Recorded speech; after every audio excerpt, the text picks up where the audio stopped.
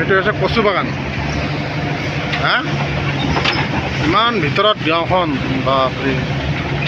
আহোঁতে 2 ঘণ্টা, যাওঁতে 2 ঘণ্টা, 4 ঘণ্টা লাগিছে। কম ডেঞ্জাৰ গাঁও হ'ব লাগে। ইমান পাহাৰৰ মাজত এই সৰু ৰাস্তা। হা এই পাহাৰৰ মাজত এই সৰু ৰাস্তা। এই মানুহ এটা আহি আছে, কিবা লৈ আহিছে এতিয়া।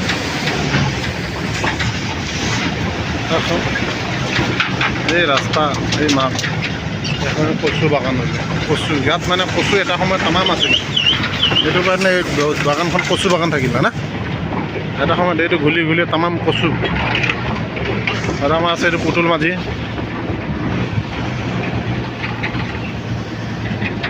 বাইদেউ এটা ধান ছিঙি আছে,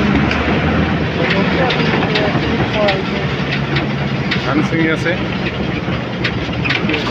কচু বাগান, এখন হৈছে গাঁও।